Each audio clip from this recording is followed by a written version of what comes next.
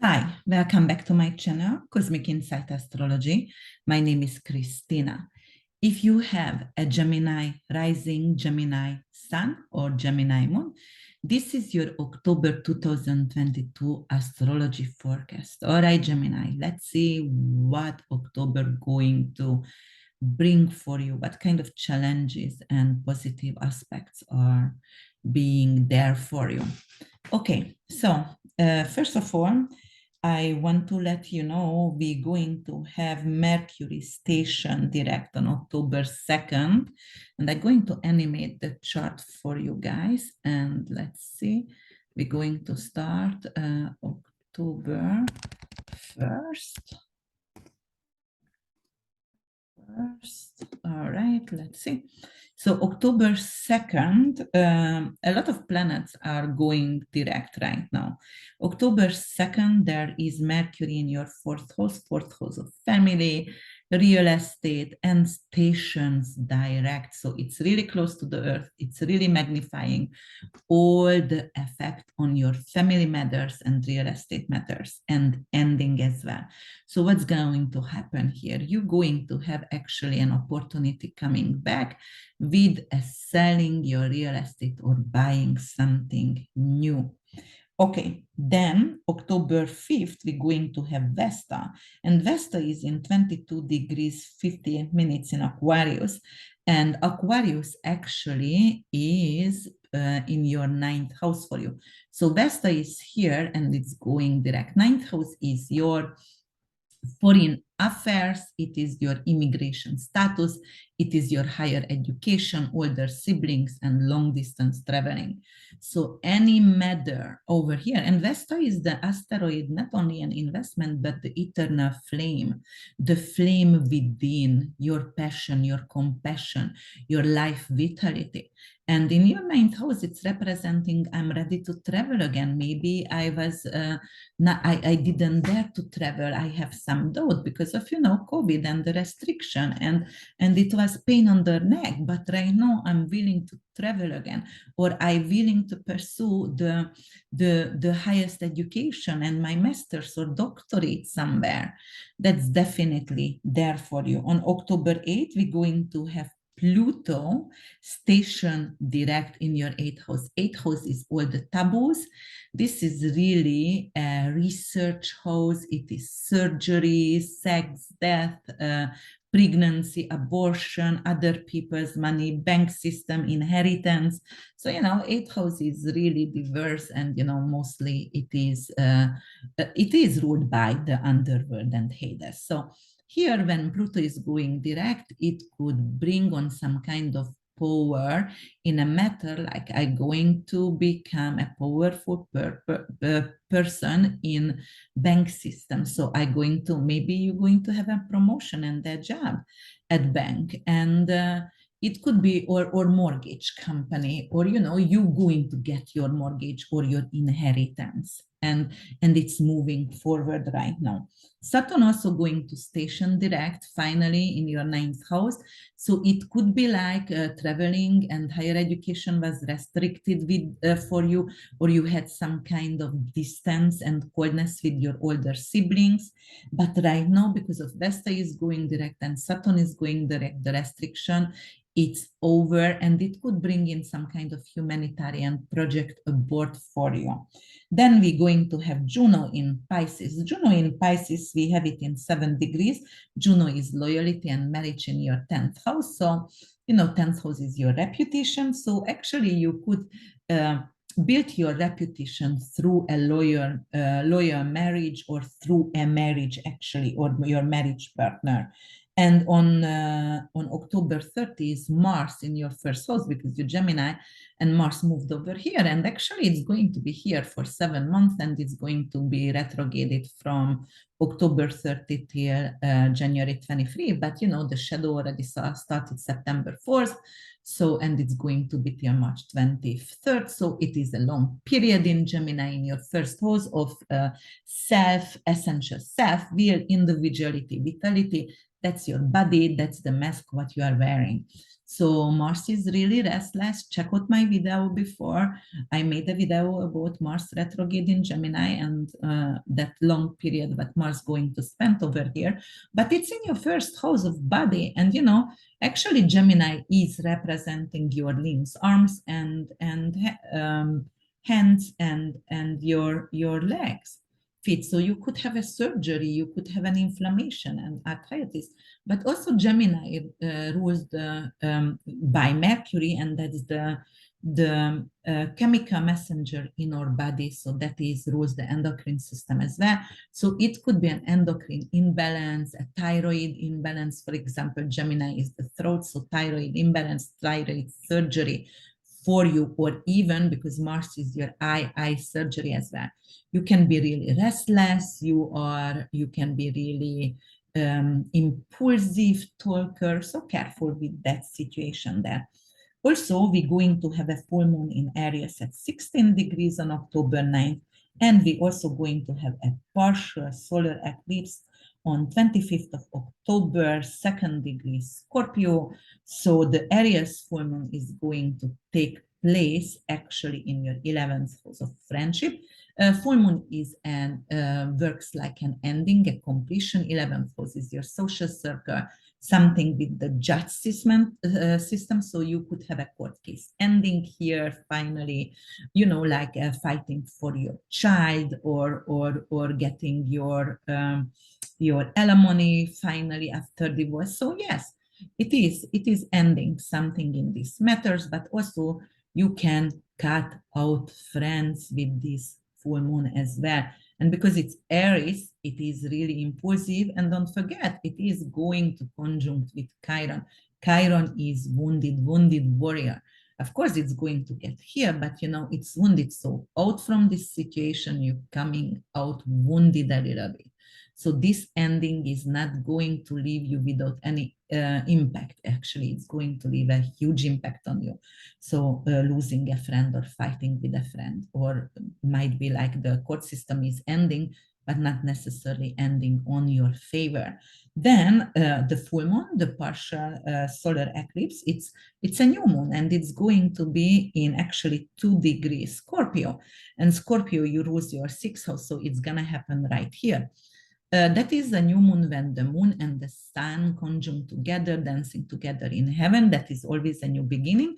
Solar eclipse actually is usually a positive impact in our life. And sixth house matters, it's work or health matter. But eclipses always bring in new life and new beginning, and it's very unusual and very, very dramatic most of the time.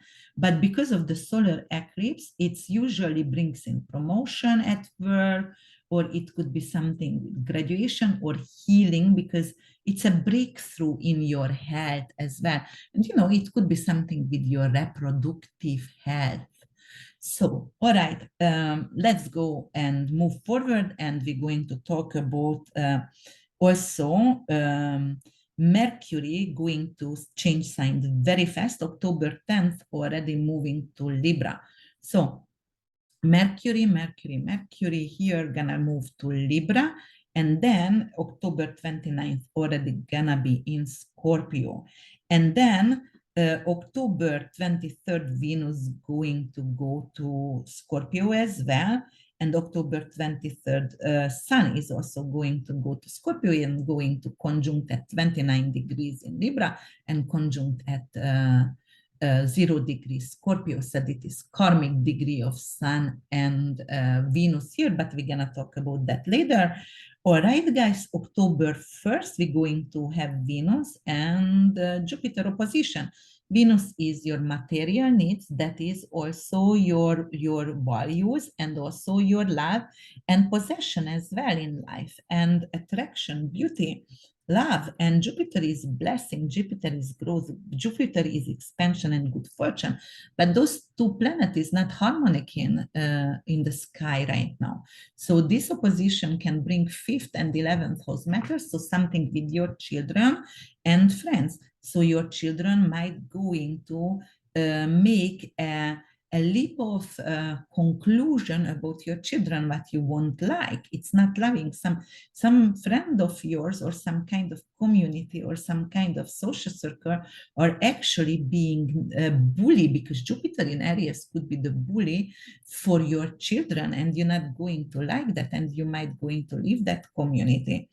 It could be also like a lover came out from your friend zone, and right now you don't, or from your friend zone you have a person who has a desire for you, but you don't, and it's going to create some kind of conflict between you guys. And then we're going to move forward, and we're gonna go to October 6th. And October, oh, that's by the hour, so let me go by the days, and I can get there eventually. Okay, October 6th, we're going to have Mercury and Pluto trine. Mercury is communication in Virgo, in its own sign. Pluto is in Capricorn, which is really powerful, powerful people. And it's in your 8th house, and Mercury in the 4th house of ending. 8th house is inheritance. So most likely you will have to sign something about a will, about a trust, like a living trust you're going to create. And those kind of situation could come up, or mortgage, or finally sign the mortgage and I get the mortgage for my house. Okay, on October 11th, we're going to have the Sun and Saturn trine. That's also really welcoming. So it is something what it's granted for us on one way. It's a really without challenges conversation between those two planets, and Sun is your vitality, Saturn is discipline and endurance, but also restriction and coldness as well. But it's a trine. So Saturn in 9th house and 5th house. 5th house is joy and happiness. 9th house is travel or older siblings. So for example, an older sibling can come to visit or stay with me or stay close to me permanently or for a longer time of period. It also could represent like I'm going to support my child, and I'm going to support my child higher education. But I will be the one who will need to help financially. Or I'm going to actually create an organization which is going to be a non-profit, but I have to go through the judge system. And then I'm going to have for children or a creative arts center. Then on 12th, we're going to have Mars in Gemini square Neptune for you, and Neptune is in your 10th house of career. So there is some kind of confusion, because Neptune is representing rose quartz glasses, lies and gossipy. So at your career, someone could actually gossip or create some kind of issue for you. Or actually it could be like like you're going to report someone, and it could be a CEO who is under influence, or you will be under influence at work, and somebody going to report you and going to create some kind of problem. All right, then we're gonna go to the 14th of October. We're going to have Venus and Saturn trine. Saturn is work, stamina, endurance, and as I said, restriction, but this trine is welcoming position for you with Venus, money and art and beauty and possession. So it's in your 5th and 9th house again. All right, so it's the same situation when it was actually trining with Sun, but it's everything about art and like money and love. So there it's gonna be not only supporting your children, but supporting with love and understanding and being there and comforting, or creating a luxurious environment for study for your child. Yeah, that could be that. All right, so then we're going to go to the 17th of October, guys. And the 17th, we're going to have Sun and Mars trining. And then it's going to be Mars in Gemini, Sun in Libra. So look at that, 24 degrees. Actually, if I go by the hour a little further, it's going to be 24 degrees. So then it is, the 17th. I have to go to the 17th. Yes, so it is 24 degrees. So it's a perfect trine here. Look at that. It is opportunities coming in. It's granted for you in a 5th and 1st house matters. So it could be like some kind of I'm balancing out my time to finish my writing project, or I'm going to initiate some kind of art project. I'm going to initiate talking with my children. And it's all beneficial. It's all nice and beautiful and understandable. And then on October 18, we're going to have Venus and Mars. So one day later, Venus and Mars going to sextile, trine. And that is also really beneficial. The ultimate lovers, right? Mars and Venus, those are the lovers of the sky. And fifth house is anyway intimacy. First house is the way I am feeling about myself. Mars is giving you a lot of energy. It's giving you like, I'm going to be an initiator and I'm going to approach someone and it's going to turn out good. And actually it could be someone who I only met on internet yet, but I'm going to approach and let's go and let's meet up. And then October 20th, we're going to have another aspect, and it's going to be a square between Venus and Pluto. Venus is your beauty, the way you feel about yourself. Pluto is power and power struggle.